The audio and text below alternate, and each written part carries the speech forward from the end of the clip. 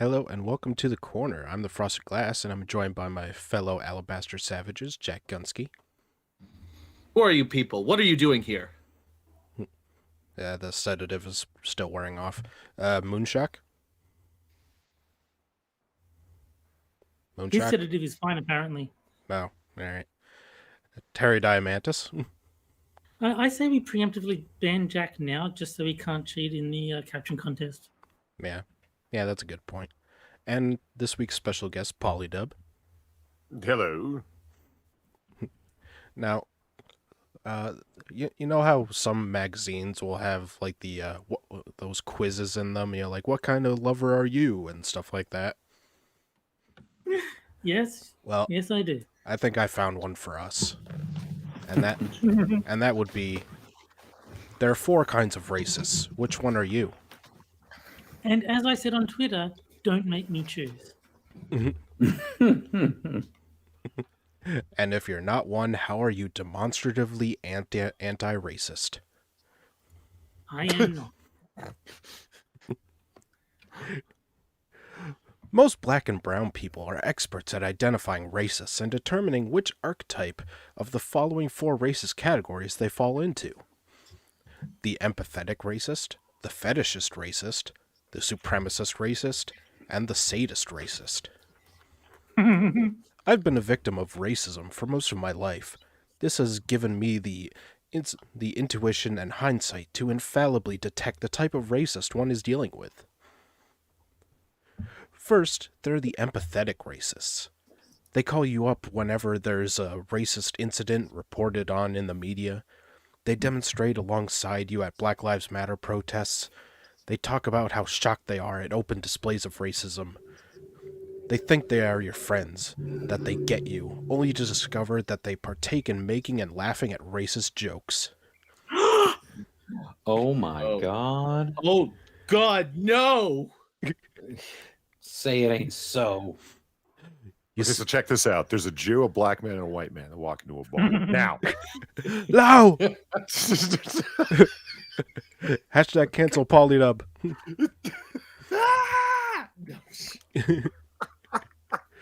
God, I'm fucking rap.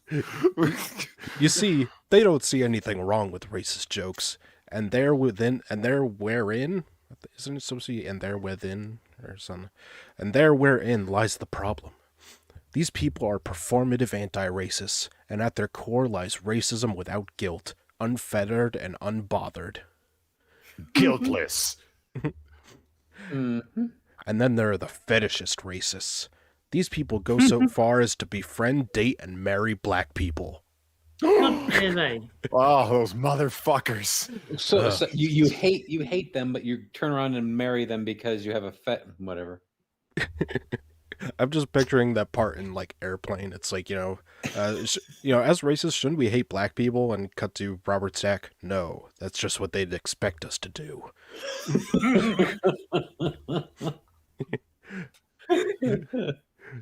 They idolize black people and parade them in front of family and friends.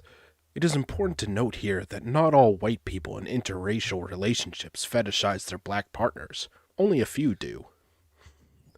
Fetishization can sometimes turn into hatred for the black person that is being idolized. The fetishist does not necessarily love all black people. They only love or hate that one black person. The fetishist can be abjectly racist to other black and brown people. Wow. This person is so woke they don't even capitalize the word black. Oh, They didn't? Wow. No. That's Get got fucking pitchforks. that's got to be like the 5th version of racist. Yeah. Yes, the grammatical racist. See scribe. The supremacist racists are those that believe that white people are superior to black and brown people. So everyone on the left. Yeah, basically. Yep. They categorize all non-whites as subhuman. In fact, they dehumanize black people to better abuse them. They feel threatened. They feel threatened by what they say is the big replacement, a white extremist theory that says that black and brown people are willfully trying to outpopulate white people. That's not a theory. That's actually taking place right now. Besides anything else, like white skin is like the recessive gene. So like Yes. the if you interbreed, which I mean I'm all for, but like as a matter of like inevitability, white people will become less numerous because they'll be replaced with mixed Dominant. kids. Yep. It's like I mean, I don't see the problem with it. So what not- your skin it's not people seem to think that being replaced ethnically somehow leads to them being like what do these people, because I have heard this complaint, what do these people expect to happen to them specifically? Do you think that you're gonna get swept away and someone else is gonna take your place? well, I think they're mistaking ethnicity for culture. Like they think if white skin is no longer the dominant skin color, then white culture, which is the culture that they're surrounded in, will be obliterated. It's like, well, no. If you're raising your kids to have the same values as you do, then it doesn't matter if their skin is darker than yours because you married a black woman. It's just And like, I think that they're of the mind that if the skin color darkens, then the white culture, or whatever you want to call it, Western civilization, is going to fall apart because there'll be no more whiteys to uphold it. and you have like far right people who are like afraid of the big replacement or whatever, uh, like Hispanics or blacks or whatever outnumbering white people someday. But like the Yeah. mainstream left is celebrating it. Yeah. Yes. It's the same problem on both sides. It's just in opposite directions. Oh, and they're not Hispanics; they're Latinx. Yeah.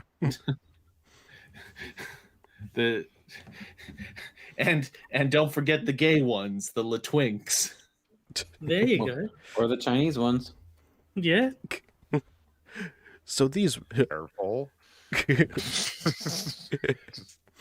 So these racists kill black people. They are the Derek Chauvins of the world, who has yet to be proven to be racist. They infiltrate law enforcement, politics, and large corporations so that they can find themselves in positions of power to dominate and oppress black and brown people. This sounds awesome. Can I sign up for this? Yeah. Once again, I'm sorry. Where are you reading this? Medium. Medium. Most of toxic course. website in the world. Yeah. I mean, the best website in the world. Which, by the way, I am now a paying customer of. You're Oh, dear. kidding Why? me. You're giving these people money? Why? Well, I used to be You know able what? to, I used to be able to just tweet out the article and read them, but it's starting like to not work, and it's only $5 a month. Are there articles on there like 5 reasons Goku's better than Luke Skywalker or whatever? There's pregnant Goku. Like, is there shit that's got like absolutely nothing to do with? Because every time I go to fucking Medium, it's shit like this. Is there like stuff that I've doesn't matter? I've only ever seen like this sort of stuff on Medium, except for I've seen like one guy who writes about fighting games and he publishes on Medium for whatever reason. But by and large, everything I've seen, because I'm subscribed to Medium, like I don't pay for it, but I get the newsletter, and every single article that newsletter recommends is on race relations or gender equality or that kind of bullshit. I mean, that now and then there'll be like pop culture related articles, but But even those are related to race and gender. It'll be like, why Star Wars is secretly racist. It won't be like, hey, isn't Star Wars awesome? It'll be like, why there's not enough black women in Star Wars and what you can do to fix it. all right. We need to have a discussion about how white Star Wars is. We better stop giving Frosted ideas for Poe or No. Yes, Polly. You'll see coming up in the stream that we've got new games since the last time you've been on. Mhm. And then there's no happiness in response to anyone who's actually on this show. It's always just a constant rotation of human misery. Oh, Hey, I love the games on this stream. I have to disagree. I get a lot of enjoyment from you guys playing my Yeah, I games. know, because you're a sick man, you son of a No, bitch. unironically, I love the games on this stream. I don't know what you guys are complaining about. They're the not best part of complaining. the stream. And on a related note, the article continues, and then there are sadist racists. The ones that inflict Ollie driving away. Yeah, right. I'm out of here. Fuck this. That was well timed. That was well timed by the guy outside. the ones that inflict the most pain for their sick pleasure. I think I found which one I am. They are the ones that want to see black people suffer. Without the iPhone cameras filming, these people will kill black people whenever they have a chance. I doubt it. They have a deep-rooted hatred for blackness. Many of them were present at the January 6th riots at the U.S. Capitol. Their main, because those things are related. yeah. they keep making that white supremacist, but I've yet to see anything racial about that. Many of them were present, so like in your mind, there's only a few hundred sadist racists in the world. These are you got to remember, these are the type of people who respond to every single event with every single buzzword that they have in their head, say sexist, racist, homophobic, xenophobic, Islamophobic, you name it. And Terry, we need to put our iPhones away because if we do, we get to kill black people. Yeah. Hey, easy trade for me. I will get rid of that thing now. Yeah, I mean, I have an Android, so I'm fine. They don't actually think about the things that they're saying, though. They don't know what the words they're saying actually mean. They just have... That is because they don't mean anything anymore. Yeah, they don't mean anything. They've made up their own personal definition for every single word and throw it out at the drop of a hat and expect everybody to believe they're totally made up bullshit. And then they try and then their own friends say, oh, well, if you don't believe his made up bullshit, then you're, and then they repeat the same line of phrases over and over again. One of my all-time favorite Freedom tunes had Eric July, which I think Polly's mentioned he's a fan of Eric July. Sure. Yeah. And they're talking about the black people can't be racist. And Eric is saying, like, Seamus is saying, Eric, you didn't do the laundry. Whoa. Black people can't forget to do the laundry. They can neglect to clean their outfit, but they don't have the institutional power to forget to do the laundry. Yeah, I was looking at one article. It was doing the whole, black people can't be racist thing. And, she gives like the Merriam-Webster definition of racism is, a system of oppression, yada, yada, yada. So I go and I look up Merriam-Webster, different definition of racism, and there's the definition she said right after the actual definition of racism. Yeah. She left that part out for some reason. Yeah. I'm sure it wasn't important. Merriam-Webster only installed the new definition because someone complained about it. Imagine that. Imagine being like so insecure about your own ideology that you have to literally go to the dictionary that you reference and complain to them that they're not referencing your personal definition. Let's see. Their main reason. The hell? What? I love BG. BG follows me around the internet and makes fun of me everywhere I go. It's kind of great.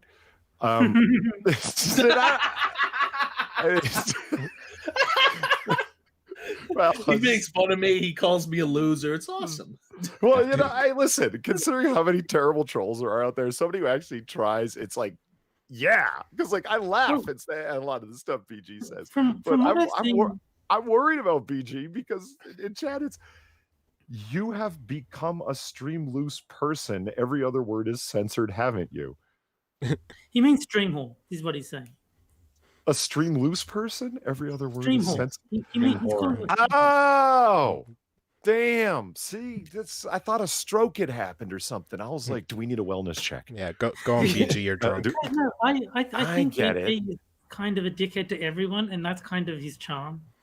Like I've seen him give Monkey just as much shit. Oh yeah, don't get me wrong. I don't believe that he's literally following me around. Like I've shown up at streams where it's like, oh look, BG, that kind of thing.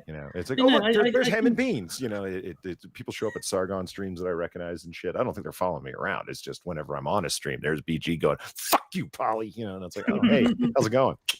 It's Polly's version of getting catcalled. Yep. Now I get it. And there's Manic going, Polly, the stream sloot. And it's welcome to the new era of fucking streaming on YouTube where you can't say any actual words because the Google censors are out there. I've had so many times when I've been trying to say something and had to try and rack my brain for a way to phrase it that fucking YouTube will actually let me put in chat. Yeah, it's ridiculous. We're talking like Scott. What's that game? We're talking like RuneScape Endgame over here. When they started censoring every other fucking word of chat and people realized that RuneScape was kind of a shitty game. Well, do you remember when you couldn't even say honk in chat under any circumstances? It would automatically ban you. Yeah. Oh yeah, I remember Honkler in the Honkno state and everything. Those are great fucking memes, but they actually prohibited honk. Huh? Is it because of honky? Sinatra discovered it, and that's how I found out about it. If you typed honk, your message would be censored, regardless of the context you used it in. If you said the best thing about geese is the honk is the way they say honk, banned. That wouldn't get that would be honking geese are delightful. That's horrible. Yeah, geese are dicks. So there were they've since changed it. I believe you can say honk now, but for a while, it was just auto banned if you said that word. And it's ridiculous. That's one of the other things that makes this all feel so insidious. An ideology should stand the test of time, but if you feel like you only need to ban a word until the hype dies down, to me that shows you have no actual convictions. You just have whatever the mob says at the moment. That just tells me that you're just purely responding to the loudest voice rather than any actual internal consistency. Fuck, look at this. You guys got all the best people in your chat. Dr. Kiev, Manic, some asshole named Jack Gunsky, Gamer Valine's here, Vol Potato, Michael Hatfield. Yeah, the corner is the place. Jedi Ghost Bear's here. Fuck yeah, you got all the best people here. Corner is the place to be. Yeah. No shit. Their main mission. Like and share the stream. Yeah. Their main mission $5. Their main mission is to annihilate blackness. The people in the article, not the chat. Well, I'm sure the chat wants to annihilate blackness too. While dispensing the maximum amount of pain and suffering upon black and brown people. So the reality is that racists can belong to one or several of the above categories. Some can be supremacist racists and sadist racists at the same time. Others can be empathetic racists and fetishist racists. Cross-pollination occurs across these categories all the time. But whatever the racist, that they are harmful and sometimes life-threatening to black and brown people. So, what do you think of the above categories? Did you recognize yourself? What category would you say you fit into? And if you don't fit into any one of these, what would you consider yourself as being? Because you see, it's not enough to tell me you are a non-racist. That doesn't count anymore. You have got to be an anti-racist. Non-racists are so useless they are cowards. They don't use their platforms to combat racism. They might as well be called complicit racists in that they let racism thrive and fester. Well, I have used my platform to speak out against racism. I made the comparison between Latinx and Chinks. Yeah. I spoke out against what's her name, Bette Midler's racism on Twitter once, and I got a 12-hour ban for it. Let's see. If the world was full of them, there would be no civil rights movement, no Black Lives Matter movement. They sit around on their hands and do nothing. If the world was full of them, there would be no racism. Yeah. Can we get more of those people? Like, if everyone in the world was a non-racist, there would be no problem to solve. And then they'd have no revenue avenue, so they'd be miserable. They sit around on their hands and do nothing. So the complicit racist is not an option. You must strive to be an anti-racist. Anti-racists work to dismantle racism altogether. They study the systems of oppression, identify their weak points, and work to take them down. Is this the Death Star trench run or something? They work to ensure that everyone is treated fairly. They work toward a better world for humanity. And yes, maybe you are just about starting off or already on that anti-racism journey. You've got to educate yourself. You've got to learn to be an anti-racist. God, this is so pompous and self-important. Like, it's self-congratulatory. Like, I can hear the person, like, how do you type when you're jerking with one hand like that? Jesus. Can you open your mouth with that level of smugness? Your lips must be like tight as hell. I mean, it's like. Well, you also have to ask the question: is this you have to educate yourself from the point of view of equity, as in you have to bring everybody else down to get your ass up there to be at that same level, or oh hey look, we're all smart anyway? I think it's more along the former, like hey look, you got to be stupid to do this kind of shit. Hey author, I don't know if you're a man or a woman, but politely punch yourself in the dick forever. It's written by Rebecca Stevens A. Well, punch yourself in the dick forever, Rebecca. I like Rebecca. She's written a lot of great articles like this one. And don't ask black and brown people to educate you. Put in the time, put in the work, do it yourself. Consider what you're doing as a service to humanity. Thank you for reading my perspective. Have these people ever considered the possibility that there are books outside of their own that have opinions outside of their own, and just telling me to read a book is not a sufficient explanation of their ideology and is not sufficient to change my mind? Yeah, but those are racist books. Yeah, but it's clear that this person has been writing in the last few years, because everything can be broken down into some. Okay, what was it? Rebecca A. What was it? Rebecca Stevens A. Rebecca Stevens A. So we'll go with Rebecca. Okay. She's from Canada. I don't. Oh. So Rebecca, why do you hate yellow people so much? If the whole world's white people, brown people, and black people, what about the yellow people? There's a lot of them, Well, they're the model minorities, so they don't count. Don't matter. Jaundice lives don't matter. I'm going to just come out and say it right now. Not. So what are Indian people? Because brown people are Mexicans, black people are black people, yellow people are Asian. Because welcome. No. Back I'm to talking like the Indian. I'm talking dot, not feather. Oh well, they would be brown. Oh, so they fall in the same category as Mexicans or Latinx. Yes. I long for a day where we don't have to refer to people this way, except that people like this, authors like this, force us to discuss people in this way because they're so utterly full of shit. When the way that they talk is so utterly full of shit that they force us to respond to them by saying, "What about the yellows?" Well, what about the men with sticks? Well, you know what?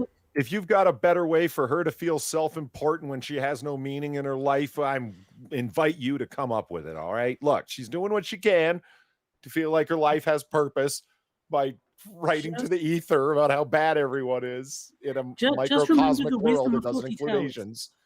Just remember the wisdom of Faulty Towers. The Indians are wogs and not niggers. The niggers are the West Indians. Damn. Wisdom for the ages. All right, then. Rebecca, if you want to do yourself and the world a favor, go back in time 20 years and stop yourself from getting 30 cats. I was just say just shoot herself. Oh wait, is that you know what I enjoyed the most? In a lot of people do this very thing. I see it in what I'm going to call the new atheism narrative, whatever good thing that I like, that I view as progress, I'm going to define a category that I currently belong to and say that my group of people with our mindset are part of that lineage. And so therefore we own it, right? I am not a non-racist person. I'm an anti-racist person. And we did all of the good things in the past, including the civil rights movement. We fought against the Dred Scott decision. We fought against Jim Crow. We ended slavery. We are the anti-racists, and everybody else, fuck them. You know what I mean? It's like the modern vocal atheist group, the new atheism, right? They do this very same thing. Is that we're not just atheists, we're anti-theists, because, you know, religions have caused all wars in human history. You know, the Enlightenment and the rise of science and reason, you know, that's us. We're the anti-theists. And so what about all of these scientists that you stand on the shoulders of their actual achievements, that we're all deeply religious people? Oh, they're all racist. Moving on. You know, very difficult to maintain one of these narratives of going back through history and, you know, claiming yourself to be at the pinnacle of a lineage of some kind of success by some category you include yourself of by virtue of doing little more than creating a category and standing atop it. Good work. Looking at you, TJ Kirk. Oh, fucking God, the amazing atheist. Yeah, what I haven't achieved anything, shit. but he stands on the shoulder of all of science. TJ Kirk, I actually owe something of a debt of gratitude, because his channel was my first step away from becoming an SJW, because all my friends that I met online were rabid SJWs, and TJ was the first channel I came across that pointed out how retarded they all were. So I don't like the guy, but I will give him credit for being the first step in my journey away from that idiocy. Similar thing happened to me, man. Was Armored Skeptic was the first one that I ran into, and I don't even like him anymore. No, I mean, I don't like TJ or Armored Skeptic anymore. Yeah, but they were still important stepping stones on my journey away from that nonsense. Oh God, they're the what do you call it? The alt-right people. The stepping stones to the alt-right, like that red thread nonsense back in the day. Yeah. What, does TJ Kirk actually even do anything that isn't full of useless ramblings and bong resin anymore? No. Well he said, used to. Jesus. He used to have like the occasional. He used to have the occasional good point, and now it's just kind of like lots of socialist ranting. Well, when I discovered him, all he was doing was repeating the same stuff everyone else was, with like the wage gap is nonsense, the pink tax doesn't exist. It's like all stuff that everyone knows. It's just that it was new to me because I'd only known people who, you know, vehemently believed this was 100% true, and this was the first dissenting voice. And then I had to admit, like, it kind of makes more sense that there is no like systemic underpayment of women, and it's just, you know, they go for different jobs because it just, what company is going to have that policy? And if they have that policy, why would they hire men ever? It's like it doesn't stand up to scrutiny. So yeah. It's funny because the people who used to have the most basic bitch opinions all turned out to be assholes. So I'm just waiting for some black guy to come around and become a socialist. And oddly, a bunch of closeted commies. TJ Kirk, Shoe on Head, Armored Skeptic, like all you. It almost seems like you guys were hitching a ride. Monday Matt, you were hitching a ride, weren't you? Yeah, it's as soon as the community, you know, for lack of a better term, starts to realize, oh, these people are assholes. Suddenly those people decide they're on the left now. Yeah. And yes, Manic, TJ Kirk is the one who shoved a banana up his butt. And there was one joke. Hope he never lives it down. But the truth is, the guy, I went and looked at his channel not too long ago. He still pulls an audience, man. I don't get it. I don't understand it, but fuck it. There's no denying the man still pulls an audience. It's like, really? There's that many people that were forced to go to church as children, and they're that angry at their parents that they're still carrying on about it. Like, you don't want to be involved in religion? That's cool. Move on. I don't get it. There was one joke that I remember long time ago. This was like years ago. I was actually subscribed to the Amazing Atheist, like maybe like 5 or 6 years ago. there's one joke that still sticks with me because they were talking about all this racist bullshit with cops and whatnot. And he said, it's like, how many cops does it take to screw in a light bulb or to change a light bulb? None. They just beat the room for being black. Okay, yeah. I've heard that. But Check Your Logic brings up another couple good ones. Jeff Holiday and Sofane. Sofane, perhaps the worst offender out of all of them. I think that the thing is most of these people started out as just being regular atheist, and people were attracted by the atheism bit, but as soon as they got past the atheism, then they saw the socialist bit, and they're just like, ooh, no, none of that. Yeah, look, that is 100%. What happened is, like, the reason I chose The Amazing Atheist to watch is because with atheist in his title, because I didn't want my friends to know I was hearing, wrong think, because they would have disowned me. Like, if I watch The Amazing Atheist, I can say he's an atheist. I didn't know he was. So, like, that was my cover. Is like, and then I started watching all the atheist channels who also just so happen to hate social justice. All right, and now it's time for our first game. Yay! And that would be Sad Libs. Now, Polly, this is a lot like Mad Libs, but I took 4 Medium articles and took out one word, and you have to fill in that word Mad Lib style, and then the chat will vote on which one is funniest. Okay. All right. So, Jack, I'm going to need a plural. Faggots. Jack, I'm gonna need faggots. That's a title, really? What was that? Was that your answer, or were you just calling us faggots? Maybe one of each.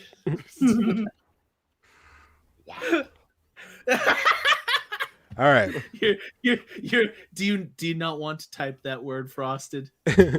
Moon, I'm gonna need a plural noun. Swinging black people. I think that's multiple words. I think. Okay, fine. There is a single word that means black people that you could easily use. Let's not go that far. Let's not go that far. Let's just do gas chambers.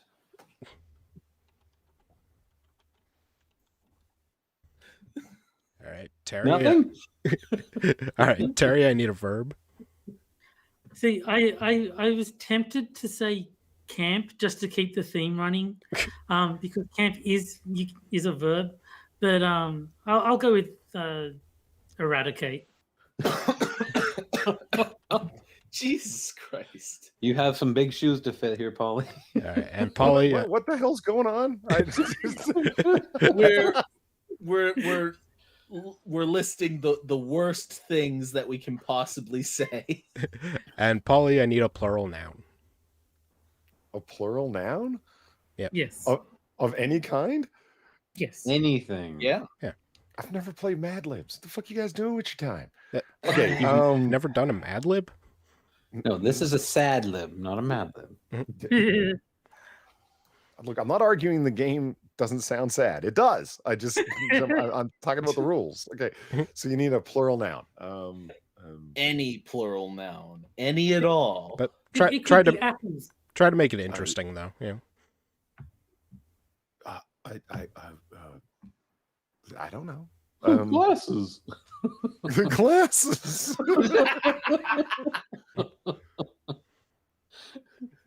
So, yeah. I got nothing. I don't know. Look at the 3 words that have already been submitted, and then apples in singular, Polly. You'd want to add an S on the end. Apples. If you say I said apples. Oh, I heard apple. See, man, I like his trolls better. BG said nooses. No, I mean, I'm fine with apples. Yeah, apples is fine. Apples. All right. Watch this. It's going to be the funniest one. All right. They be Red Delicious or Granny Smith. So let's see. Jax is the history and power of queer black faggots. Perfect. Wow. Oddly fitting. That could be an article. It really could. Oh my gosh. All right, and Moonshock's is. Oops, wrong one. Mine's not going to be that good. Okay, there we go. You can't fight white supremacy and keep all your gas chambers. True. Yeah, it's probably Very true. Probably true. Yeah. All right. Terry's. Women eradicate too much, according to research. Okay, then. And Polly's. The sexist reason so many people hate apples. As I if can you would actually see see that that. on BuzzFeed. Come on. And I can actually see that happening as an actual headline because apples are so fucking okay. All I right. have to type this into Google now. Are apples racist? All right. So Yes, they are. I started the poll in the chat, so vote on whichever one you think is funniest. The instructions are up there on the screen. I'd give it to Moonshock. Moonshock is my favorite. I don't know. It's hard between Moon and Jack. That one was perfect. It's almost like, did you actually censor out that word before you? Oh, how about this for owners of an apple orchard get schooled on the fruit's origin after racist rant about China. Oh, And my apparently God. he said the China virus was his racist rant. Okay. I know. China's not a race. The country of China is not a race. But no, China is not a race, but I am fine if we erase China. That is fine with me. Hey, it works for me. Yeah, it looks like Jack's in the lead so far. Is a little under 30 seconds left. I wanna give Paulie an honorary award for being funnier than it had any right being with that lame ass word. I mean, Fuck you. I don't understand the game. all you need to know is what a plural noun is. Yeah. Yeah, I guess. I Try mean- and make it interesting. All right. I mean, to be fair, the original article was called "The Sexist Reason So Many People Hate Cats." So it's not that different. Really? Yep. That's, I remember that in article. Medium. I'm going to go to Medium and write an article like, I don't know, why hardcovers are better than paperback and you should buy one today. You know, just something that's neutral, or not neutral, but that isn't like everything's sexist and racist and bigoted and No, white people. Write an article, the sexist reason only men are named Jack. All right. What about Jacqueline? Yeah, I was just about to say, isn't there a female name that you could? Yeah, I knew Jackie a girl. O? Well, I knew a girl named Jacqueline and Jacqueline, but we didn't Jacqueline call are her not Jack. We Well, called her that's Jack. internalized misogyny. Yes. All right, and the winner with 9 votes is Jack. Yeah.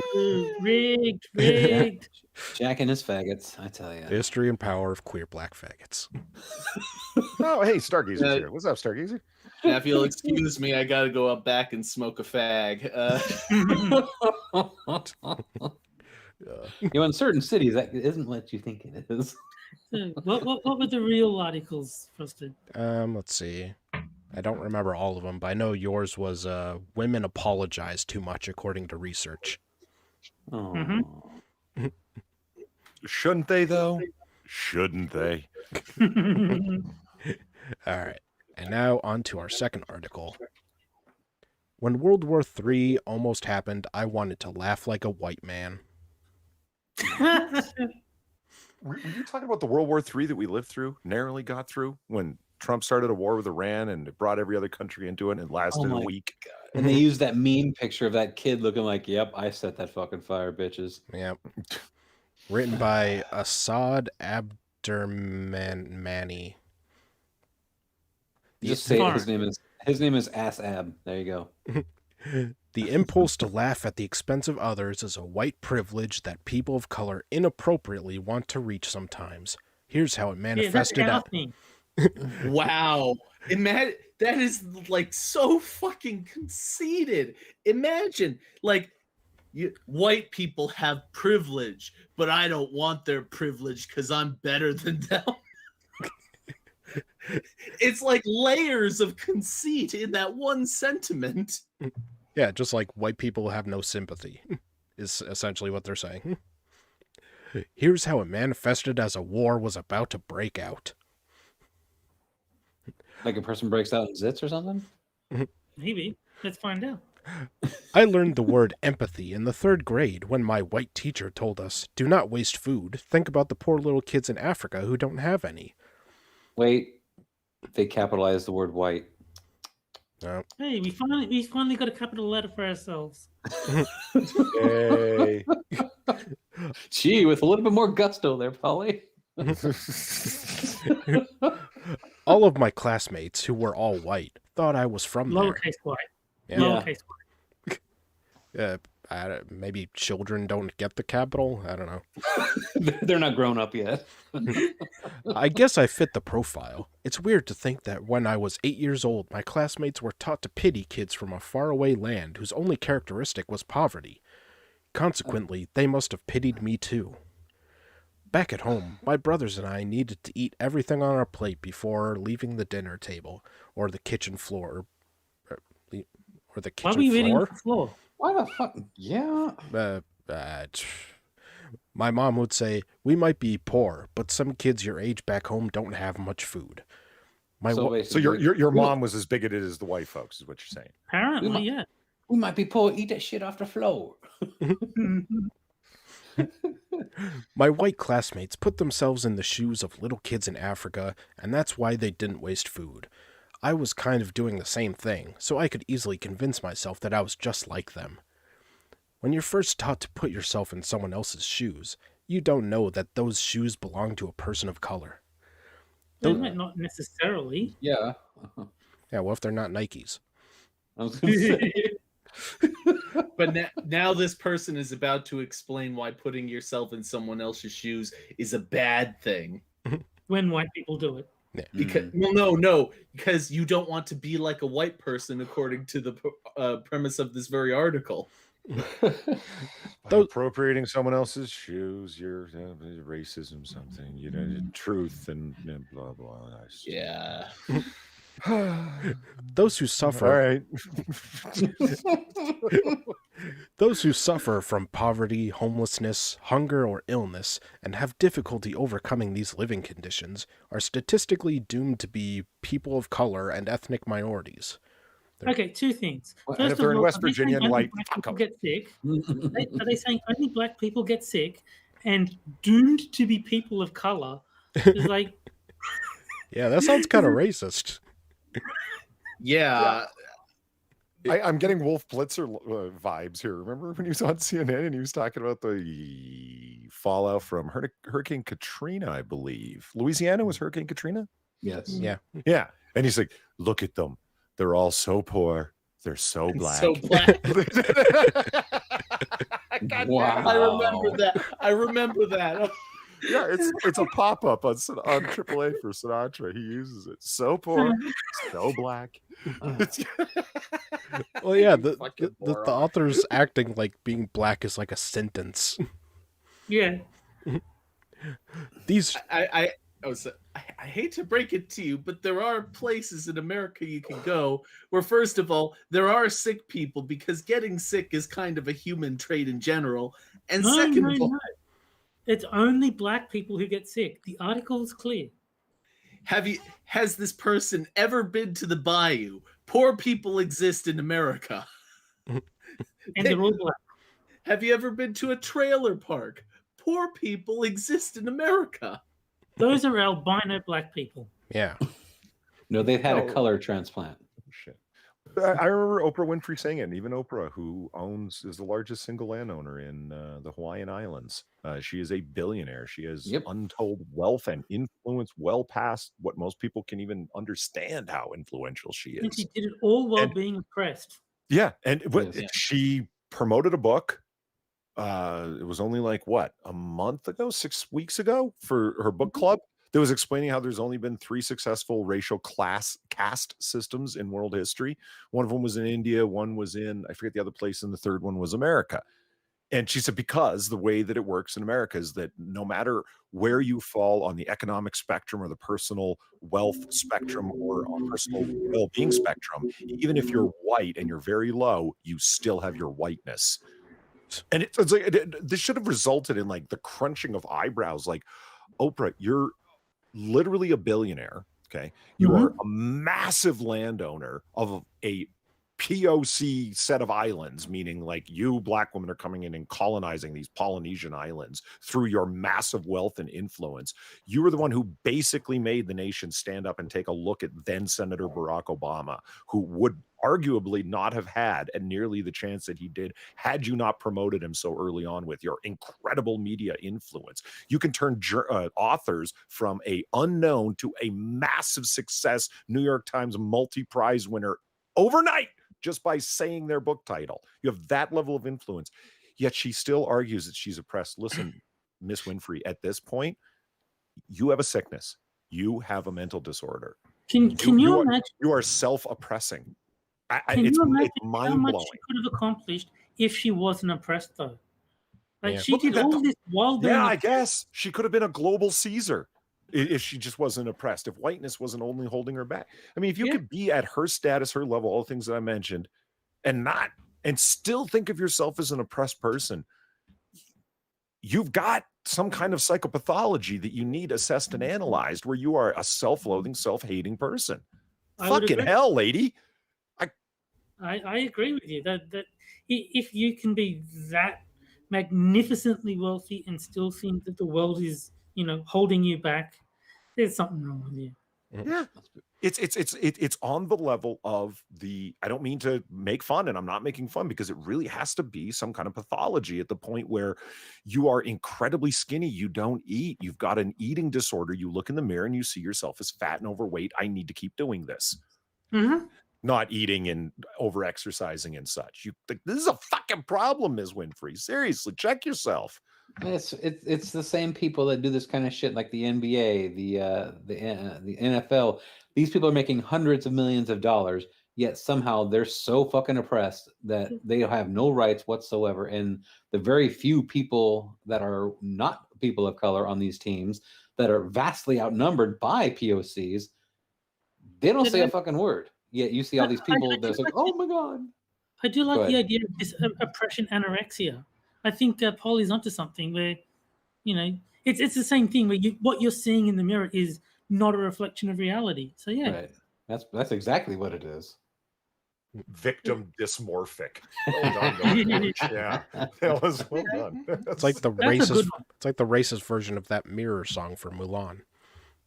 And like I said, I don't mean to make fun of people who have eating disorders. It's going to be very serious life risks, quality of life risks, etc.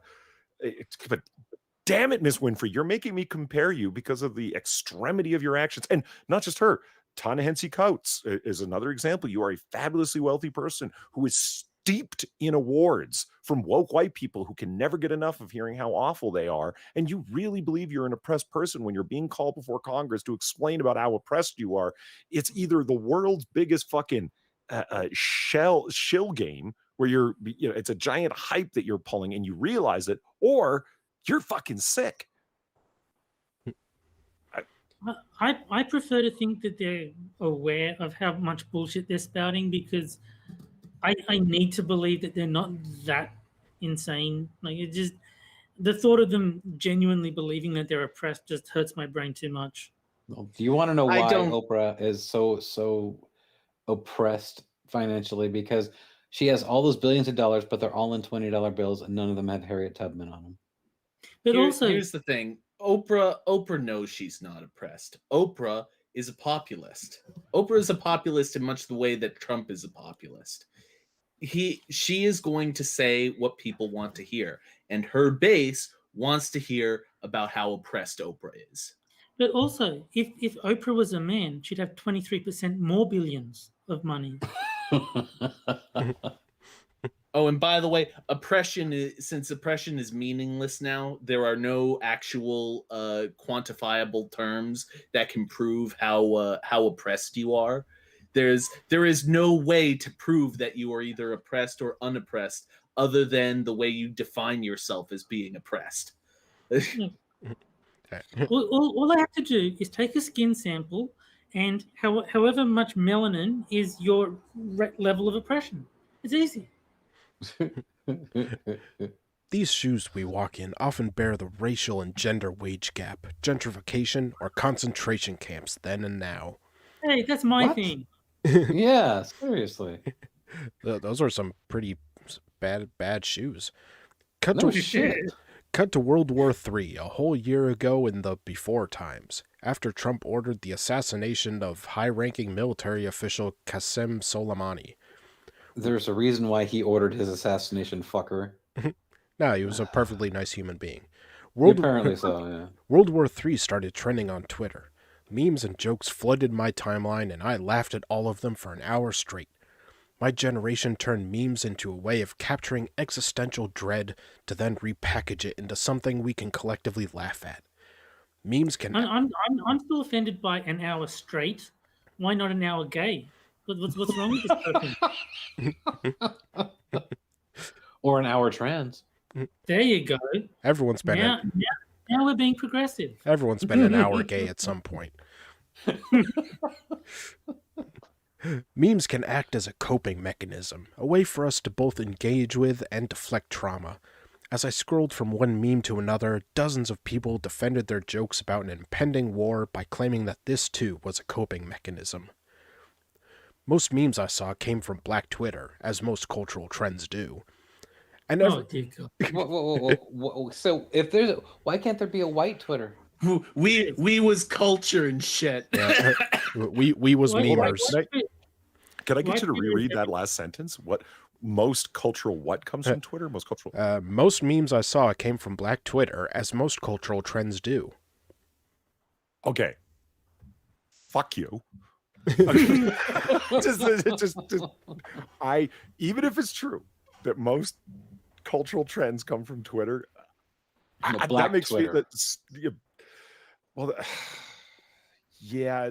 See, that is a poorly constructed sentence, because you're right. I had assumed a natural separation there, where it's like these memes came from Black Twitter, comma, because most cultural items, broadly speaking, come from Twitter. Are they trying to say that most cultural trends come from Black Twitter? You actually think so? I think they're specifically saying Black Twitter. Yeah. This person is saying Black Twitter. Black Twitter is the fountain of culture in America. Well, that's just it's flatly not true. The majority of Black folks in America aren't on Twitter. So what are you talking about? Even no, but the ones that are on Twitter are the ones that are generating the majority of cultural trends, apparently worldwide. But I'm willing. Trendsetter, yeah. Because I've been over on Black Twitter, and the answer is simply like many a time, and the answer is no. It is the font of poor literacy, shitty typing, and way too many emojis, but it's not. That is because grammar is white supremacy. We did an article about it on this show. Yeah. Grammar is white. No, I've heard the argument. I know that. Jesus Christ. All right. And every time anyone would try to say that, hey, maybe wars aren't funny, we'd fight to protect our rights to make jokes at the expense of brown people in the Middle East. As we defended ourselves against valid critics who would say our jokes disregarded terrorized brown lives in Iran, we started to look like Ricky Gervais, Louis C.K., or any other white comedian who gets off on the word triggered to decry cancel culture. Many white male comedians talk about pushing boundaries, getting used to being uncomfortable, or using comedy as a way to deal with trauma. But those claims are often paired with rape jokes and blatantly discriminatory caricatures of minorities. They're making fun of things they know nothing about, which is why their jokes can't land. Yeah, nobody likes Louis C.K. or Ricky Gervais. Did we just lose Frosted for a couple of seconds there? Or is that just at my end? Must have been. I heard him the whole time. Okay. Because it was just like, they're making fun of, and then there's like a pause, and that's which is why they just can't land. So it's like, YouTube censored you, bud. Well, the sentence was, they're making fun of things they know nothing about, which is why their jokes can't land. Yeah. I mean, I can see it on the screen, and it's just wanted to make sure that there was not like an audio issue or anything going on. Yeah. Well, I don't know. It sounds like it was at my end, so it's fine. All right. Yeah, does this person have like melanin envy that they really wish that they were black, and yet? Well, I think they are black. Didn't they say they were black at the beginning? I think that person, the name itself does not reflect a black person. The name itself sounds like an Indian person. Yeah, I don't know. I don't care. I mean, they fall into the oppressed camp, so it's all the same. Yeah. Suffering from marginalization doesn't prevent us from harboring sentiments of anti-blackness. That's why we're so good at making memes of trauma related to our blackness. We take things that are deeply rooted in the often painful black narrative and turn them into comedy, one that is palatable to us, but also to a white audience that will use it as a justification for why they're laughing with us and why they're making those same jokes. Whatever. Bell Hooks wrote at length about our fixation with black self-hatred and ultimately our obsession with passing as white. This paradox of anti-blackness within the black community speaks to an open secret. Proximity to whiteness is desirable. See, this well-known race grifter and bullshit artist said that. Wait, what? This sounds like open white supremacy in the black community. Like, if you genuinely look this way, then you are putting white as above black, and that is like white supremacy by definition. Yeah, they can't be racist, but they can be white supremacist. Apparently. Which completely makes sense. Here, proximity to whiteness manifests in our desire to make light of traumatic events that don't affect us personally, mimicking white male comedians' ability to do the same. Is that what's going on? Really? Yes. Is it? Yeah. Okay. Yes, it is. They wouldn't like you, Polly. Only white male comedians make fun of other people. Everybody knows that. A black comedian has never made fun of another person. Never. Not at all. No, of course not. It certainly wasn't part of the movie The Nutty Professor. Nope. That was not a thing where the comedian played by Dave Chappelle was making fun of the fat guy played by Eddie Murphy. That didn't happen. And Eddie Murphy never did an impression of Mr. T ever. Nope. It was certainly not a staple of his comedy shows. Nor did he make fun of homosexuals either. No. He used a different word for them. Well, that's their anti-blackness showing. It is. It really is. So he's a self-hating black man? Yep. Black people can't be homophobic. What do you mean? I reckon that these black people are also tight with their money, niggardly, if you will. I see what you did there. Pain is a pervasive feature of the black experience, but let's be real.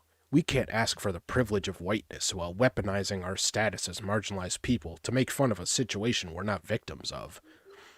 Yes, black folks have trauma, and we often use comedy and self-deprecating humor to cope with it, but our blackness never entitled us to trauma only brown people who live in a war zone experience. It never... Hey, if you want to make a war zone, feel free. It never entitled us to trauma and PTSD most brown people suffer from in a post-9/11 society. If we're not in the line of fire, it isn't our trauma to cope with. Comedy is often said to be tragedy plus time, and it's often true that trauma needs time to be constructively joked about. But the memes erupted the same day we learned about Soleimani's assassination. Oh my God! Is this person about to take the definition of comedy as tragedy plus time at its most literal value in order to make some sort of really strained metaphor? Yes, they are. Oh my God! Let's see. They continued after U.S. Customs and Border Protection started to illegally detain Iranians and Iranian Americans at borders. They continued after Iranians and Iraqis and Muslim people voiced the PTSD and trauma these jokes were bringing back. Dealing with trauma and empathizing with those who have it worse than us can go hand in hand, but there was no trauma nor empathy there. We just didn't care to realize who the real victims were. Sounds racist to me. Yeah. Sounds like black people are being racist. Yeah. No matter how essentializing and awkward and problematic it might have been as the only black kid in the classroom, my third grade teacher's call for empathy somehow resonates in a particular way right now. As my classmates and I were taught to show empathy for poor kids in Africa, I didn't realize I could show empathy for myself, too. Oh, God. Doesn't it cease to be empathy then? Yeah, that's just incessant self-regard, you jackass. Put yourself in your own shoes and see how you feel about it. I didn't realize that I was the true victim. I didn't realize how wonderful a human being I am. And now that I know how wonderful a human being I am, I can look at myself with more appreciation about just how great I am and how much you suck. I just want to say, look, poor kids are just as bright and talented as white kids. I want that to be clear. Yeah. The victim was inside us this whole time. I nailed it. I was right. My God. Oh my, fuck you. That wasn't the article. That was me. Oh, that was you. Oh, God. You Babylon beat us, you bastard. You evil genius, you. All right. After I try and put myself in other people's shoes, I can put myself back in mine. I can assess my own situation and allow my blackness some love and kindness so that I can deal with other people's trauma the same way.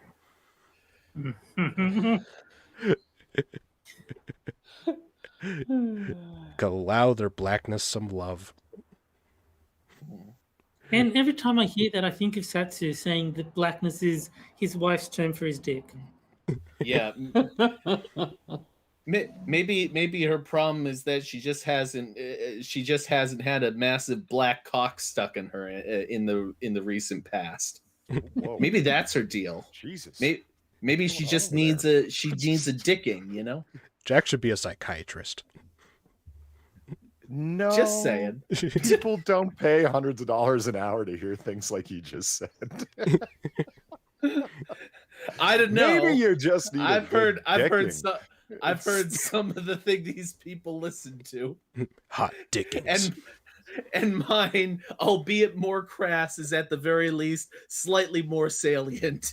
All right. And now it's time for our second game, which is called Poe or No. Woo! And in this one... Lucky B, Eddie. Lucky B, Eddie. And in this one, I'll read 3 article headlines, one of which I made up, and you have to guess which one is made up. All right. So, A, the new wave of anti-trans legislation sure looks a lot like eugenics. Or B, white supremacy and the assignment of color. Or C, the sordid history of the Republican Party and fascist symbols. And the chat can also vote on this one as soon as I start the poll. Okay. Okay, one more time. All right. If you look at the screen on the YouTube link, they're on the screen, so you can read them there. All right. Yeah, so okay. A, the new wave of anti-trans legislation sure looks a lot like eugenics. B, white supremacy and the assignment of color. And C, the sordid history of the Republican Party and fascist symbols. Ooh. I'm torn. Looks like A and B are tied in the poll so far. Yeah, I'm gonna go A. I am going to go A. Yeah. Same. I'm thinking A, but I'll go C because that's the If you made up C, if you wrote C, you should really think about a career like at the Washington Post or Slate or something, because that is fabulously well worded. It sounds like it came from there or is a incredibly accurate imitation thereof. Well, gotta give another 30 seconds for the chat poll. Looks like B is in the lead, followed by A.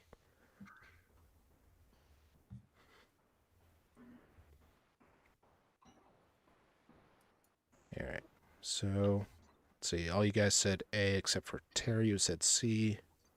Mm-hmm. Mm-hmm. All right. See, I had the stream paused. I have it up, but just for chat. So I had it paused. Nice. Yeah. Cool. All right, and the poll is done. And the answer is C was made up. Yeah. Oh, Holy fuck. damn. Well, you should, yeah. The Atlantic and Slate are calling. I've been looking at these articles for a while now. Yeah, you could do it. All right. Well, only one person in the chat voted for C, so whoever that was, congratulations. All right. Check Your Logic voted C. Yep. Voted on C. Yay. No. Oh, and goes without saying, but no Googling. But if you did it without Googling, then good job, check. All right, and now on to our third article. Racism is driving modern American gun culture. It is. Yeah. I mean, they can't. I had no idea. I just thought these projectile tools were just cool and useful. I mean, statistically, the most guns that are shot by blacks at the most guns that are shot at black people are by blacks. So, just saying. It's not about self-defense and quote-unquote liberty. You sure? Pretty sure it is. I mean, it says right there in the article. Well, no, I mean, nothing just of liberty. I don't know. Like it's just, I get told this again and again that I read it rather again and again where it's quiet while I explain my lived truth because you can't possibly know what it's like to blah blah blah, and it's like, okay, let's accept that premise is true. Why am I constantly having to listen to you about my white mentality and what it's like to be inside my head? It's like, because I am the person you're talking about, and I'm telling you it's not that. And it's like, well, you don't understand it is. Like, well, wait a minute. Hold on. No, you can't have it both ways. Either you're denying my lived truth or I'm denying, you know what I mean? You can't have, no. Because you know yourself. Because, Paulie, because you're a white person, you are a non-entity. You do not exist as a fully developed human being in the minds of these people. You are more of a concept to them. Yeah, just look at the photo of Ernest Borgnine in the Klan hood there. Damn. People in the Klan had guns, therefore guns are racist. Yeah. Well, of course. Nobody who wasn't racist ever owned a gun. Ever. You know what's interesting is that why not put that picture side by side? Like he's got a 30 carbine there, so why not put that picture side by side with the famous picture of Malcolm X looking out his window holding a 30 carbine because he was afraid of other members of the Nation of Islam coming to kill him. Mm-hmm. I don't know if you want to talk about images from the past of America and that involve the 30 carbine, and it's like, is driving modern American gun culture really? How recent is that picture? That's not supposed to be like black people can't get guns. Only white people can. Yeah, I've heard that. Yeah, because they don't have IDs, right? Yeah, because it's racist to expect them to, so they can't submit to the instant background check system. Yeah, and it's because black people don't have any legs, so they can't walk to the DMV. True. That's so true. The most memorable conversation I ever had about gun ownership was with a friend, a gun owner and NRA member. Though our political views diverged, we liked and respected one another, and often talked about his enthusiasm for guns. He enjoyed shooting and brought his kids to the range sometimes so they could learn to use the several models of pistol, shotgun, and military-style rifle he collected. At home, he kept his guns safely locked up, spending money on locks and modern gun safes. He even had a biometric safe that allowed him to keep a pistol right beside his bed, but prevent the kids from getting it. I asked why he felt the need to keep a pistol beside his bed. Because, he said, someday some thug is going to come for me and my family and I need to be ready. He said thug. He said thug, racist. A variation on the male power fantasy that motivates many gun owners, yes. Wait. Oh, I thought I skipped a part. That motivates many gun owners, yes. But the part that struck me was the choice of the word thug. We called it. I'd seen him use this word before, on Facebook and in conversation. It always meant the same thing. A black man. Dun, dun, dun. Oh my God. I've had versions of this conversation with many gun owners over the years, and found it to be a consistent truth that responsible gun owner might keep his weapons safely locked away, taking them out on weekends to shoot clay pigeons or targets the way other hobbyists shoot golf balls. But if you drill down far enough, you'll find his gun ownership is motivated by deep fear and distrust of other races. You know what's funny? I live in a kind of a basically multi-ethnic community. I guess you'd want to use that phrase. But when I think of someone breaking into my house, I don't know why. I've always just envisioned a white guy. Me too. If that means anything to you, I just, if you dig down deep enough. Yeah, see, because it doesn't really matter what I say. If they keep asking questions, they're going to get the answer they expected. He's a racist. Why do you distrust other races, Paulie? I know. It's it's my whiteness. That's what it is. It's my whiteness. Yeah. Fucking hell. Far from being limited to a few conversations with friends, the racism that informs gun culture is deeply embedded in American history, and in the history of firearms themselves. As early as the 1500s, Spanish conquistadors used a primitive musket, called a harquebus, to intimidate and murder indigenous Americans. In the colonies that would become the United States, European settlers were required by law to own firearms for the specific purpose of fighting off the Indians who had been deposed from their land. Samuel Colt invented his revolver, the weapon that won the West, specifically to quell slave rebellions. The Maxim gun, one of the earliest... That's not true. None of this is true, but that doesn't matter. Whatever. If it wasn't true, it wouldn't be in the article, Paulie. Well, touche. The Maxim gun, one of the earliest machine guns, was so vital to the European colonization of Africa that it was commemorated in a famous poem. Whatever happens, we have got the Maxim gun and they have not. The common refrain among pro-gun activists that guns protect liberty is patently absurd.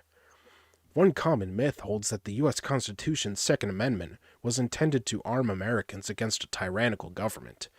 Quite to the contrary, the well-regulated militia referenced in the amendment were, very specifically, those able-bodied men required by law to arm themselves and fight for their state governments, most frequently against Indians. So, apparently we only have the right to own a gun if we fight Indians. I'll let Camel and Johnny know, because they should probably get a heads up on that. Yeah. Another common myth holds that the Nazis disarmed the German populace, leading to the Holocaust. While it's true the Nazis used Weimar-era lists of gun owners to disarm specific political enemies, the Nazi regime... Even though it's true, it's a myth. Okay, let's keep going. Yeah. The Nazi regime, in fact, loosened restrictions on firearm ownership for Germans who are not Jewish. Such racial disparity in gun ownership is familiar today. The NRA regularly decries the persecution of gun owners and shouts about tyranny at the mere suggestion of gun safety regulation. And yet when Philando Castile was shot to death despite warning police that he was a licensed owner with a permit to carry a weapon, the NRA was strangely silent. When a police officer killed Tamir Rice, a child with a toy gun, in less than 2 seconds in an open carry state, the NRA said nothing. When Keith Lamont Scott was shot and killed for holding a handgun in North Carolina, another open carry state, the NRA said nothing. Why is that? Might it be these 3 people were black? Dun, dun, dun. Exactly. All right, I'll just do a couple more paragraphs, I think. The NRA's rape... Because we need to hear more of this shit. I'm educating you. The NRA was selling because niggas had it coming. Oh my God. Damn it, Terry. The NRA's racist history is somewhat cloudy. Liberals are fond of pointing out that the NRA was founded mere months after federal law declared the KKK an illegal terrorist organization. However, there is little evidence one led directly to the other. NRA defenders, meanwhile, repeat an equally mythological origin story in which Union founders sought to defend freed slaves from the KKK. There is no evidence for this either. What we do know is that the NRA historically supported gun control laws when those laws targeted black Americans. including the 1967 Mulford Act and 1968 Federal Gun Control Act, intended to disarm the Black Panthers and similar activist organizations. And we know that the modern NRA, regardless of its history, produces propaganda videos laden with racist dog whistles, and that its leader, Wayne LaPierre, delivered executive vice president, not leader, but whatever. See, I just want to point out, and no longer he stepped down, so whatever. Have you noticed that the left is the only one who can hear these racist dog whistles? Yeah. Like, what does that tell you? I swear they're there. Wayne LaPierre delivered a speech at CPAC just this week in which he labeled immigrants, the Chinese, Black Lives Matter, and George Soros as enemies. The NRA is not a white supremacist organization. They are a lobby group funded by gun manufacturers, and their only goal is to sell more guns. It just happens that the primary consumers of guns today are steeped in white supremacy, racism, and fear of the other. Statistics show that half of all guns in the United States are owned by just 3% of our population. The motives for gun ownership have diminished over 250 years. As our nation has urbanized, the frontier has vanished, and most of us obtain our food from the supermarket instead of the forest. Alright, I'll just do this next short paragraph. Sure, there are still rural populations who encounter bears and choose to hunt for food, and weekend hobby shooters. But the greatest driving motive behind American gun sales today, and that to which the NRA and conservative lawmakers pander, is racism. Awesome. It is awesome. Mm-hmm. I hope you all learned something. Yeah. Yes, that most modern journalists are glorified medium writers. All right. And now it's time for our last game, which is for the chat only, Jack. and that is the caption contest, where I will show a photo of a political event or person, and the chat has to come up with a caption for it. And whichever one we think is funniest, I'll tweet out after the show. So, fitting with this week, our picture is this. We need to preemptively ban Sunburst as well. She's an accomplice to the cheating. Yes, the picture that is the reason that and to think I saw it on Mulberry Street has to be banned.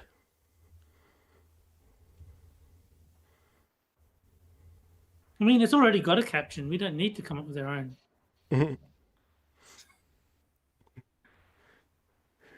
It's just like this was written in like 1930 something. It's like that's the worst you got.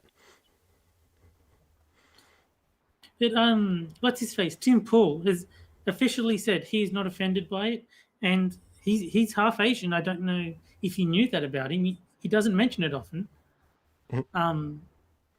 So the spokesperson for half the spokesperson for the Asian community is fine with it.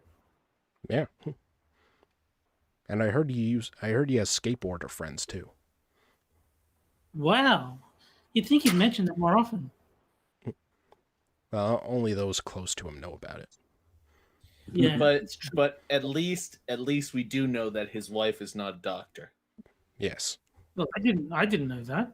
Let's see. And he does not sponsor. He is not an official sponsor for Birch Gold. Straight from Joe Biden's new book.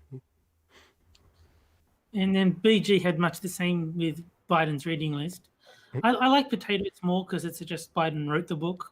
Yeah. Zombie Teddy says Cryptic got takeout. I still think I like Potatoes more.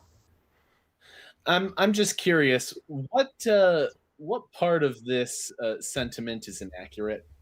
Is this not a traditional Chinese garb? That's what's offensive about it. Also, I don't get why the slur Chinaman is so offensive. Like, it's just a nation with man at the end of it. Yeah, but no, Mr. Zeus, I will not give him the credit of his doctorate. He was not a Chinaman, he does not get to draw Chinamen. That is the rules.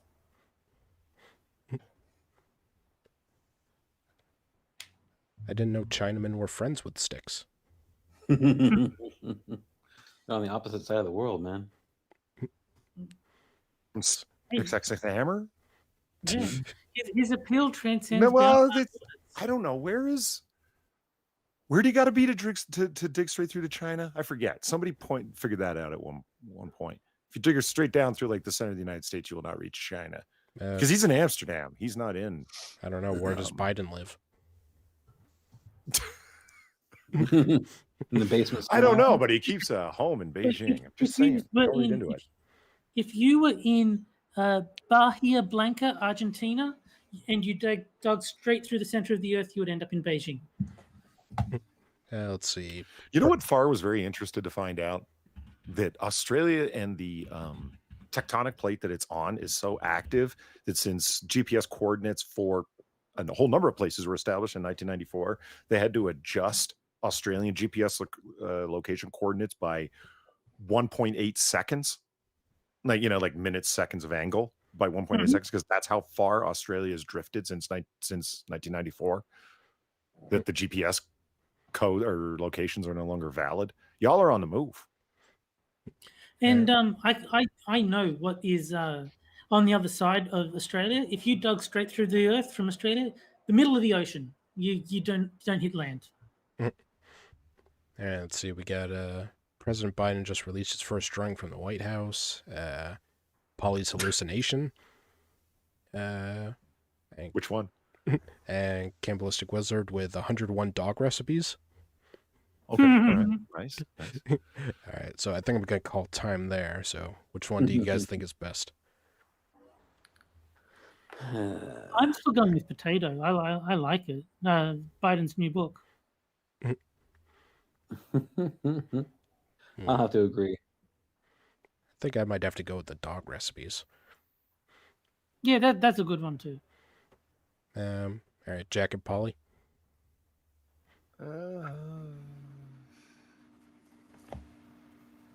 I think I like Biden's new book. All right. A Chinaman who eats with sticks. Oh wow! Eric Krupchak is saying that chat deleted his message because he put Chinaman in his message.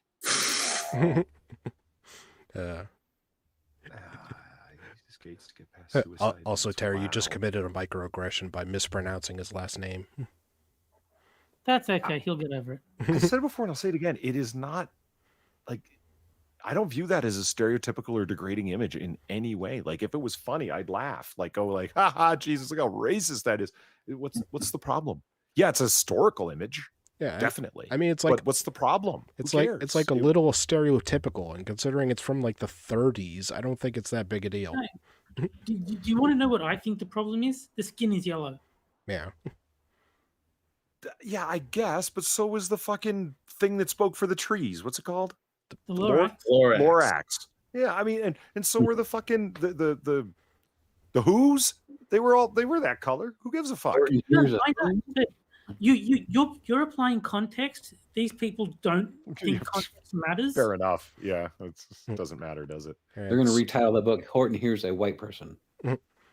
So, what is Evolve the winner then? The straight from Joe Biden's new book. That's what Sure. Sure. There really weren't that many captions to choose from, unfortunately. Yeah. Yeah, I mean it's hard to come up with them on the spot, I guess. Yeah. All right. Come on, audience, get it together. All right, I'll just copy down that caption. $5. Sorry. Evolve Potato does make a point though. The Sneetches were yellow, and they like stars upon theirs. See, I'm surprised there was no caption. Jack Cochran's future father-in-law. Oh, there you go. All right. So I'll tweet out Evolve's caption after the show. But first, it's time for our final article. Yay! Somebody's fapping fast as fuck. God damn. Yeah, did you just jerk it real quick? What the hell was that? That was a drum roll. But I don't have a drum. I don't have a drum, so I just jerk it. It's the same sound. It's fine. All right. We'll edit it in post. So, what is male idiot theory? A scientific study supports the idea that men are, well, idiots. What is less clear is why. And this is the reason is testosterone. This is the type of person who I guarantee you would look at the race realist types and get all super offended about the possibility that one race might have a different overall IQ than another race. They would get super offended at that. Yet if you apply it in a direction that they find politically favorable, suddenly it's okay. Yeah, they seem to get pretty upset over the whole 13% thing. So, I don't know why they're allowing this one. So, but why is there a clown horn? Oh, that's my chair. It's squeaking. I gotta grease it soon. I've got a clown chair. He can't type in honk honk, so he has to make sure that his chair makes the same noise. Yeah, don't honk. That's racist. I have witnessed male friends do many stupid things. Snorting chili powder, drinking a glass full of pool water, and then vomiting all afternoon. Shaving off one eyebrow the weekend before a big job interview. Having a chili eating competition. Oh, what's so bad about that? Jumping over a fire, which inevitably ended up becoming jumping into a fire. That is Christopher Titus' story. That Christopher Titus, in his stand-up, talks about he jumped into a fire when he was drunk. All of these feats were done as dares or just randomly, out of nowhere, as some strange competition that cropped up between friends. Scientists have a name for this, the male idiot theory. Can you imagine if it was the female idiot theory? Just for a second, what's your study? Scientists have a name for this? Yeah, all of them. They've collectively agreed, including the men. It's called fuck you. In a tongue-in-cheek but scientifically rigorous article published in the... Yeah, totally believe you.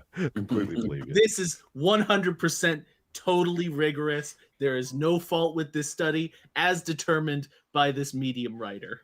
And we all know the high scientific standards held for Medium writers. Yeah, that's going to get a big X to doubt on that one. Published in the prestigious British Medical Journal in 2014, researchers led by Ben Lendrum showed that men are more likely than women to engage in high-risk activities for which the payoff is negligible or non-existent. I thought this was called testosterone. I thought this was male privilege. No, not male privilege. Benevolent sexism, where men take the dangerous jobs while women don't have to. Yeah, but that's only because they're dumb. No. If they are referring to, there are a higher proportion of dumber men than dumber women. Gamer Voting says, "Come on, Polly, let it out. Tell us how you feel." Yeah, you got to let the hypocrisy that's so obvious and on the surface go. I get it. Otherwise, you're gonna be mad at everything all the time. Sometimes it's just that leftists use science when it's useful to them.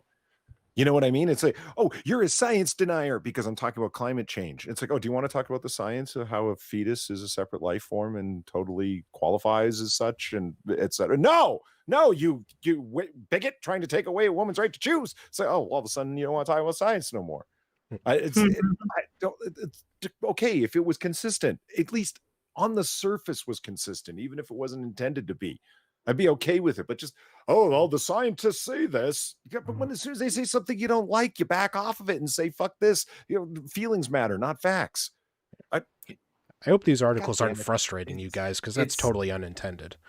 It's totally hypocritical. And Dr. Kiev is right. Dr. Kiev is right. I just want to address this because the reason that you see more dumb men than dumb women is because the bell curve of IQs between men and women the men's bell curve is wider than the woman's, which means that you see more people at both ends. So you see more dumber men, but you also see more intelligent men, which is why things are true. Like generally there are more men in prison. Well, more men are dumb enough to commit certain crimes incompetently.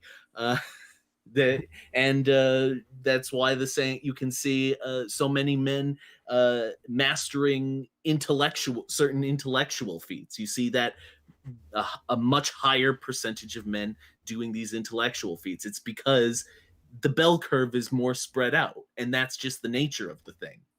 On average, though, the IQs are roughly the same. The average IQ, or sorry, the median IQs are roughly the same. Let's see. But what you're forgetting, Jack, is that the high end of the bell curve, or the genius men, is proof that women are the underclass, and the men at the bottom are simultaneously proof that women are better than men. That's what you need to accept. Yeah, it makes perfect sense. You just need to be a feminist, and you'll understand it perfectly. Yeah. Yes, we need more feminists in this world. Yeah, that's it. Yeah, that'll help. Evidence for this was found by examining the winners of the Darwin Awards, prizes that are handed out at random times for people who have died or sterilized themselves through a very stupid activity. The Darwin Awards salute the improvement of the human genome by honoring those who accidentally remove themselves from it in a spectacular manner, writes the website cheerily. Amongst the winners of the Darwin Awards are such unlucky candidates as a terrorist who failed to put enough postage on a letter bomb. When it was returned to him, he unthinkingly opened it and died from the explosion. What I find particularly interesting here is that he was conscientious enough to put a return address on his letter bomb. Then there was a... Alright, so they're listing some Darwin Award people. Alright.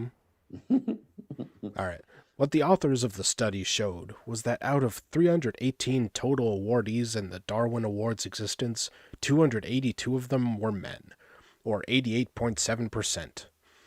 So the Darwin Awards are sexist. Why aren't they covering more female deaths? Yeah. It's the stupidity gap. Yeah. If men and women were equally prone to risk-taking idiocy, such a... Whisk-taking. Yes, they take whisks. They take whisks. Okay, go. Sorry, Elmer, go on. They're the bane of chefs everywhere. Such a I'm only taking away from this that women are cowards and timid by nature. Is that the takeaway I'm supposed to, or is that sexist? No, that's sexist, but calling men dumb is not sexist. Such a disparity could never happen. It was a statistical improbability, they concluded. QED, men are idiots.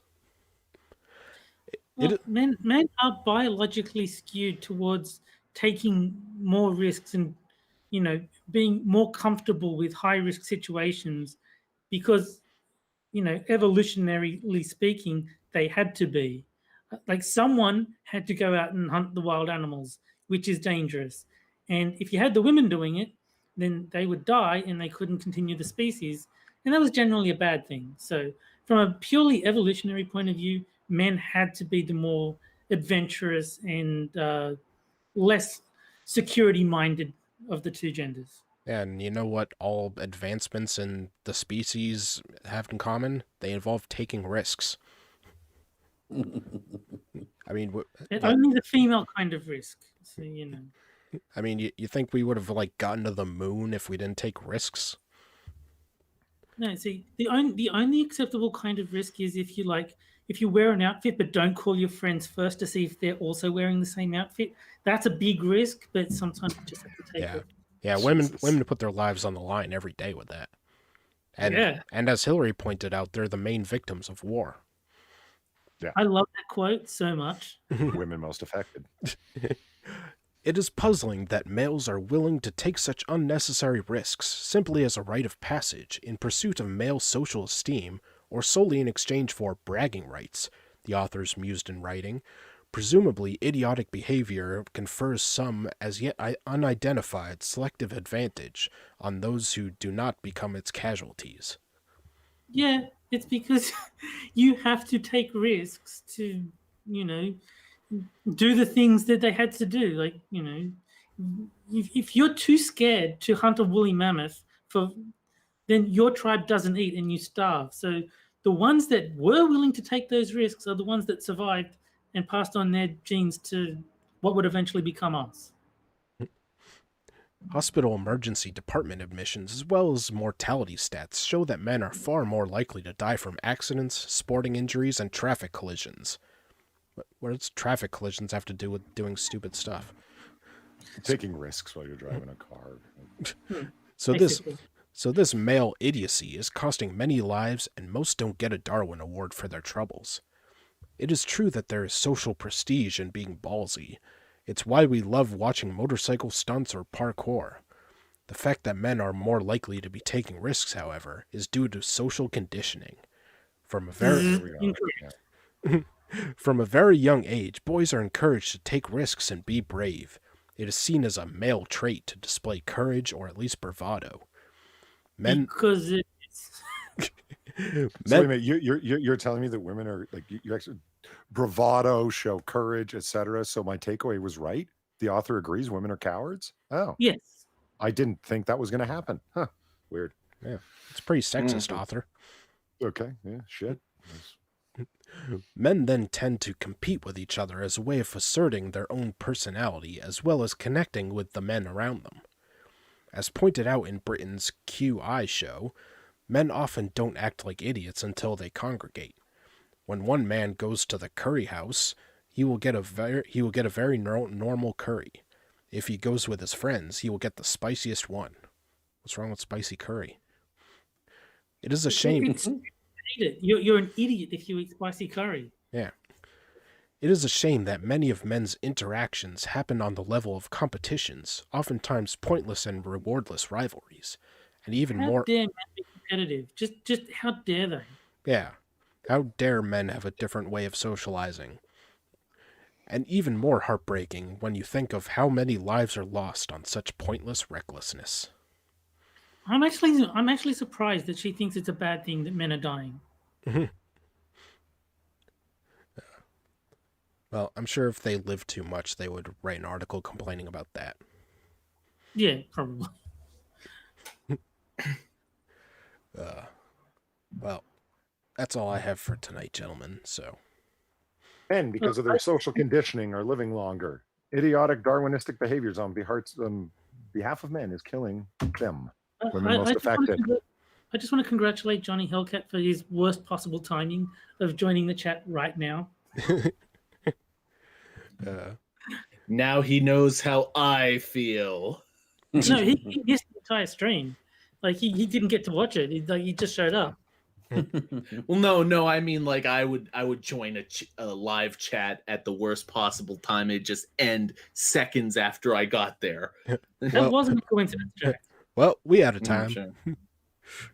All right, so I'll show my co-host and guest. Jack Gunsky has Quippers United on Sundays at 7 p.m. EST. Let's see. Moon has his Twitch channel. Yes, has his Twitch channel, which is very bad at choosing games because he won't do Super Seducer or The Room. Hey, I'm almost at 75 followers. And Terry is on this. He's on Quippers. He's on Johnny Hellcat streams. Della Hayes nights for Maidens of the Zoo. I think that's it. You forgot the most important thing of all? Six of Sober Streams. Is, Six of Sober Streams, which I think we're all on at some points. Yeah. The Portal. And the Portal. Oh, and the Portal. Did you say what Porno? Well, no, close Lots enough. of porno. Polly, Terry has a magical portal that goes directly to my wife in her bedroom, or in our bedroom. So it's a weird sort of running. Yeah, it's a running joke. Wow, that's a hell of a joke you got there, guys. She loves it. She finds it hilarious. So it's our damn male risk-taking behavior. Yeah. That's it. All right. Anything you want to show, Polly? Me? No. Don't watch my stuff. It's trash. It'll rot your brain. Don't you do your oh my God, what was the name of the bar place that you called Noir Bar? Noir Bar, that's what it is. Yeah, what did I just say? I didn't hear what you said at all. Sorry. I said, don't watch my content. It's trash. It'll rot your brain. You don't want to do that. As you wish. No, I'm just kidding. You can swing by my channel. Good stuff happens there. Paulie makes great content. Don't listen to him. He's an idiot. No, but listen to him. Listen to him, but don't listen to him. Well, you know what? It's funny you say that. Here, hold on. Let's do it. Polly Dub. There I am. That's my link. If you click that, you'll go to my channel. It's been set up like that. Cool. For as long as it lasts before YouTube just, yeet. Because I expect it any day. Not that I'm doing anything that drastic, but then again, everyone's getting canceled. Who is doing anything drastic? You know what I mean? Yeah. Are you guys doing a comic book curation anytime soon? It's a scheduling thing purely. We're just trying to get a triad schedule that can function with everyone. Everyone's either working or busy, and it sucks. I'm hankering for one too. I'm like, chomping at the bit. It's been a while. Just I've read a whole bunch of Dub's stuff. a triad. I did, and I just reread House of M for the first time in like a few years, and I'm looking to complain about it. Because it was just as bad as I remember, and I thought Quiz was kind of overstating his point on how it ruined X-Men for him. That was the end for him. It totally destroyed his love of X-Men. I'm like, all right, calm down, man. And I read this, and I was only a third of the way through it, and I'm like, wow, I'm starting to understand what he means. Yeah, God, I don't remember it being this fucking bad. It really does kind of undermine a lot of what makes it good. But yeah, hopefully sooner than later. And Gamer Valine says it's because your computer sucks, Polly. It's funny you say that, Gamer Valine. There may be a computer that's currently in the mail on the way to me right now. And I may, during this very stream, have been inquiring about and receiving information regarding the specs of said possible computer. It's an exciting time. The end of the potato era. Wait. We didn't have your your complete attention this whole time. Shame. Dude, you're a guest. You're expected undivided attention, pal. We're gonna have to do this whole show over again. So Dr. Keo says you're doing up to 4 stream series now, aren't you? Yeah. I mean, it sounds like a lot more work than it is. There's AAA, there's Comic Curation, there's Noir Bar, and there's Cocktail Hour. But Cocktail Hour is only once a week over with Weibo, which is fun time stream. And then you guys know about the rest. So, yeah. Are you gonna give your potato a Viking funeral? No, why does everyone want me to destroy this laptop? It's weird. Everyone's asking me for a violent end for it. So you're gonna take it to the range and shoot it and video it? And it's like, no, man. Paulie, have you ever seen Office Space? Yeah, definitely. That's the expectation people have. I don't know. It's like it's like putting too much weight on your horse, and he manages to take you all the way to the town carrying too much weight. Do you shoot him when you get there? Or do you take the weight off the horse and say, "Sorry, buddy, you did a good job"? Yep. No, I mean, horse meat is tasty. I think Moonshock is right. Polly wasn't paying attention. Back to the start. Yeah. Tell us about the difference of racist. All right. First article. There are 4 kinds of racists. Which one are you? Oh no! Polly, No! Polly, No! we need a plural noun, Polly. All right. Well, tune in. Apples. All right. So I think that's the end of the quarter for this week. Tune in next week, same time. I don't have a guest specified yet, but I'll be working on it. So bye from me and Jack. Get out of here! Leave me alone. Moon. Good night, everybody. Terry. Bye, everyone. And our guest, Polydub. Have a good night, all. All right. Bye, guys. Bye, everyone. Later.